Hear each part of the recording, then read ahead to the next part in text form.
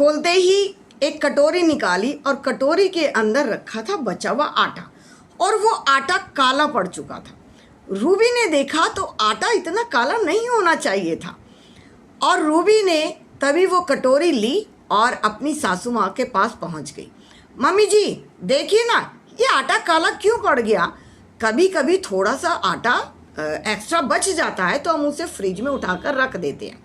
आटा हमेशा ताज़ा ही बनाना चाहिए और ताज़ा ही खाना चाहिए, लेकिन कभी कभी गर्मी में किसी का मन नहीं होता खाना खाने का, तो हम क्या करते हैं, जो आटा बचा जिसने नहीं खाया वो उठा के फ्रिज में रख दिया। वो आटा रखने के बाद काला नहीं पड़ना चाहिए। जैसे कि हमारे यहाँ एमपी का गेहूँ बहुत मशहूर होता है। गेहूँ तो हमारे यहाँ कई राज्यों में है, लेकिन एमपी का गेहूँ कुछ ज़्यादा अच्छा माना जाता है। रूबी ने वो कटोरी, मम्मी जी ये आटा काला क्यों पड़ गया। अब कमला जी बोली, देख बेटा, हमारे टाइम में खेती होती थी, किसान परिवार से हम, तो हमारे घर के अंदर गेहूँ आते थे। जब वो मार्च अप्रैल के महीने में गेहूँ आते थे ना, हम उनको एक महीने के लिए एक कमरे में ठंडा करने के लिए डाल देते थे। गेहूँ खुले में फैला देते थे और उस कमरे में कोई नहीं जाता था। बच्चे तो खास तौर से नहीं जाते थे, कभी उसके अंदर पानी ना डाल दे। वो गेहूँ ठंडा हो जाता था तो फिर हम उनको एक टंकियों के अंदर भर कर रखते थे। उस टंके के अंदर कुछ दवाइयाँ बंद करके पैक करके डालते थे, ताकि उनके अंदर कोई भी कीड़ा ना लगे, सुरसुरी ना हो जाए। फिर उन गेहूँ को हम उतना ही निकालते थे और एक बाल्टी पानी में भिगो देते थे। पानी में भिगोने के और उसके बाद हम उनको धोकर धूप में चारपाइयों के ऊपर एक कपड़ा डालते थे और गेहूँ को सुखा देते थे।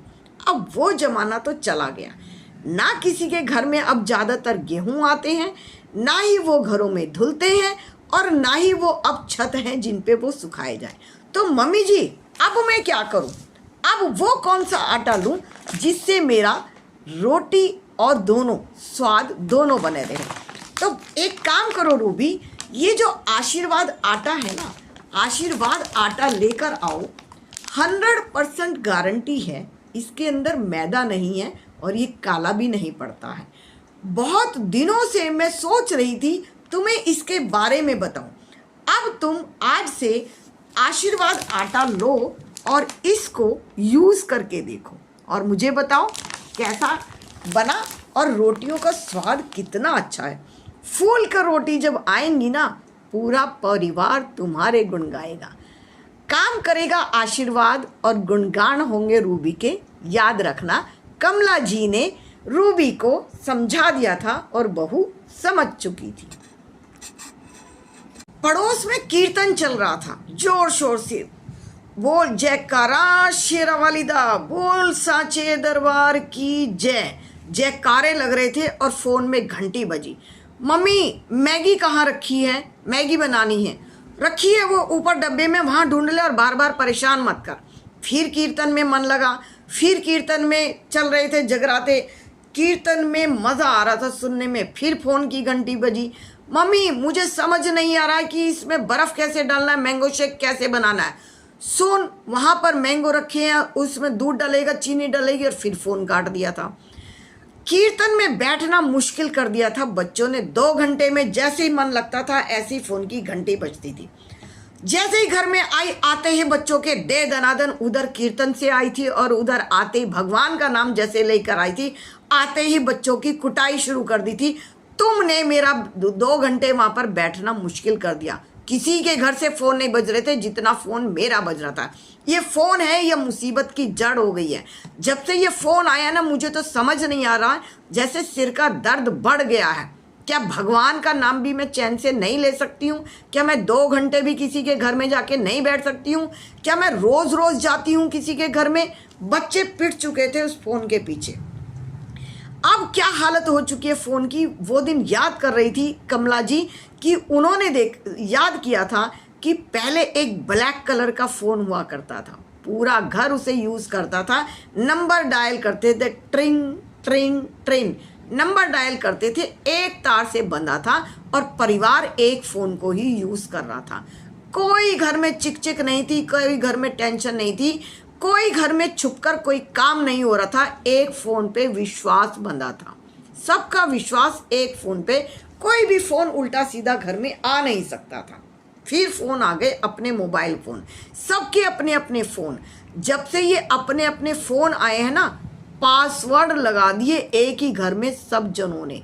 दादी के फ़ोन पे पासवर्ड लगा है, बाबा के फ़ोन पे पासवर्ड लगा है, बेटा के फ़ोन पे पासवर्ड लगा है, बहू के फ़ोन पे पासवर्ड लगा है, बेटी और दामाद के फ़ोन पे भी पासवर्ड लगा है। फिर भी बच्चे पासवर्ड खोल लेते हैं। बच्चे फ़ोन पे पासवर्ड खूब अच्छी तरह सीख लेते हैं, किसने कैसे खोला था बच्चे नहीं बताते कि हमने सीख लिया, और वो पासवर्ड डाल के फ़ोन खोल के फ़ोन चलाना चालू कर देते हैं। हैरान रह गई थी दादी एक दिन जब बच्चों ने फ़ोन चला दिया था, तुम्हें मेरा पासवर्ड कैसे पता चला? दादी जब आपने फ़ोन खोला ना, हमने देख लिया था। बच्चे इतने तेज हो चुके हैं। इस फ़ोन ने सबको पासवर्ड क्या, सीक्रेट क्या रहना सिखा दिया। इस मोबाइल ने सबको अलग अलग करके रख दिया। सोच कर देखिए। लवली का फ़ोन आया था अपनी मम्मी के पास। मम्मी, मुझे समझ नहीं आ रहा है कि मैं जितना कमाती हूँ वो पैसा कहाँ उड़े जा रहा है। मम्मी बोली, क्यों? कमाती तुम हो, खर्च तुम करती हो, और तुम्हें अपने पैसे के बारे में समझ नहीं आ रहा कि पैसा कहाँ जा रहा है। ज़रा मुझे आराम से बताओ, कहीं ऐसा तो नहीं आमदनी अठन्नी खर्चा रुपया, आमदनी इतनी हो न रही हो और तुम्हारे ये जो आजकल पार्सल पे पार्सल आए जा रहे हैं उस पे खर्च कर रही हो, बचत नहीं कर रही हो। ऐसा तो होता नहीं बेटा, पहले मुझे आराम से समझाओ प्रॉब्लम कहाँ आ रही है। फिर से बोली थी, नहीं मम्मी ऐसी कोई बात नहीं, आमदनी भी ठीक है। मान लो कि हमारे घर में 1 लाख रुपया आता है। हाँ बिल्कुल सही है। अब उसमें हमारा होम लोन भी है, ये भी बात सही है। उसमें हमारा गाड़ी का लोन भी है, ये भी बात सही है। पर बेटा एक चीज़ तो बताओ, कहीं ऐसा तो नहीं कि बाहर के चटोरपने चल रहे हैं, खाना हमेशा ही बाहर का आता हो? महीने में कितनी बार बाहर का खाना खाते हो ये भी बताओ। घर में कितनी बार खाना बनता है ये भी बताओ। क्योंकि आजकल जो ये पार्सल आ रहे हैं ना, घर बैठे बैठे, आज मेरी तबीयत ठीक नहीं, बाहर से खाना मंगा लो। आज मेरा मूड ठीक नहीं, बाहर से खाना बना लो। आज मेरे 4 मेहमान आ गए हैं, बाहर से खाना मंगा लो। 1 सेकंड नहीं लगती, खाना बाहर से आ जाता है। उस पर टाइम लिखा होता है 20 मिनट में पार्सल खाने का। तो ये पैसा कहाँ जा रहा है? वो भी ठीक है मम्मी जी, मैंने वो भी करके देख लिया। मैं घर में ही खाना बनाती हूँ, बाहर से खाना नहीं मंगाती हूँ। बाहर से खाना मंगाती हूँ तो मेरा पेट ही गड़बड़ हो जाता है। मेरा मन बहुत करता है लेकिन मेरा पेट अलाउ नहीं करता है, तो मेरे घर में बाहर का भी खाना नहीं आ रहा है। फिर ऐसा क्या हो गया? कभी बीमारी, कभी ये कभी वो, एक्स्ट्रा खर्चे लगे हैं। कभी बिजली खराब, कभी पानी खराब। मेरा पैसा पानी की तरह जा रहा है, वो मुझे समझ में नहीं आता है। कभी ये चीज़ खराब हो गई, कभी वो चीज़ खराब हो गई, कभी मोटर, कभी पानी की टंकियाँ टपक रही हैं। ये पैसा कहाँ जा रहा है मुझे आज ये बताओ। मेरे सर में दर्द हो चुका सोच सोच के कि मुझे पैसे की बचत कैसे करनी है। तो आज सुनो, मैं तुम्हें एक छोटा सा सोल्यूशन बताती हूँ। एक छोटा सा ना मनी प्लांट लगा लो। मनी का मतलब जानती हो? पैसा। और प्लांट का मतलब जानती हो? पौधा। पौधे को जो तुम लगाओगी ना, मनी प्लांट, इसका मतलब जानती हो? ये छोटा सा पौधा जैसे जैसे बढ़ेगा तुम्हारे घर में पैसा उतना बढ़ेगा, टिकना शुरू हो जाएगा। पौधा भी पलेगा, पैसा भी बचेगा। मनी प्लांट, और ये ना 2-3 कलर में आता है। एक बिल्कुल ग्रीन कलर है, ग्रीन कलर, और एक इसमें डबल शेड है, एक इसमें इस तरह की शेड है। इसमें ना कई तरह की शेड है, जो तुम्हें अच्छा लगे, जो तुम्हारे मन को भाए, मनी प्लांट लगा लो। झाड़ू लगा रही थी बहू और कमरे में से इतनी बालों का गुच्छा निकला था। हे भगवान, अपने ही बाल देखकर डर गई थी बहू। इतने बाल मेरे, और ये पूरे कमरे में। अगर ये किसी के खाने में चले जाते या किसी के कपड़ों में लग जाते तो घर में बवंडर हो जाता। ये क्या, इतने इतने बाल क्यों उतर रहे हैं? अपने ही बालों को देखकर परेशान हो गई थी रूबी। रूबी ने सोचा इसका क्या इलाज किया जाए। कोई टेंशन है, कोई प्रेशर है। कभी कभी टेंशन में भी बाल झड़ने शुरू हो जाते हैं। कभी कभी जुलाई में, बरसात का महीना जब नमी का आता है, तब बाल झड़ने शुरू हो जाते हैं। कभी कभी जब नन्हा बेबी घर में आता है ना, छोटा बच्चा, जैसे वो बोलना शुरू करता है तो बाल झड़ने शुरू हो जाते हैं। लेकिन तीनों ही कारण रूबी के पास नहीं थे कि उसके बाल क्यों झड़ रहे हैं।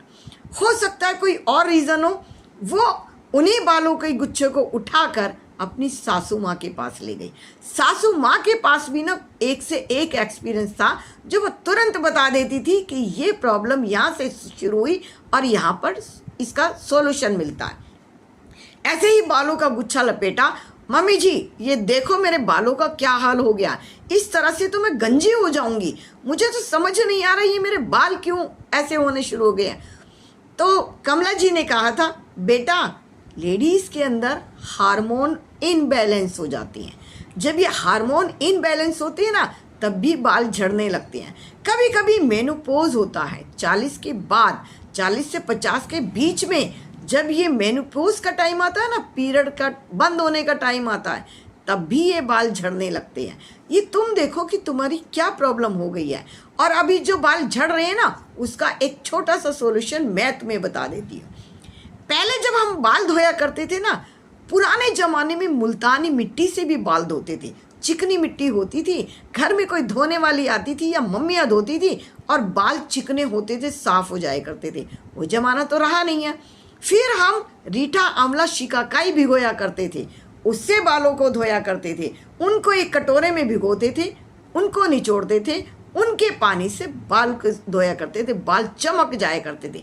लेकिन आजकल ये जो केश कांति है ना, ये जो केश कांति एलोवेरा है, ये रामदेव जी का बनाया हुआ है। वो हमेशा ही आयुर्वेद चीज़ों के ऊपर करा करते हैं, आयुर्वेद चीज़ों को ही यूज़ करते हैं।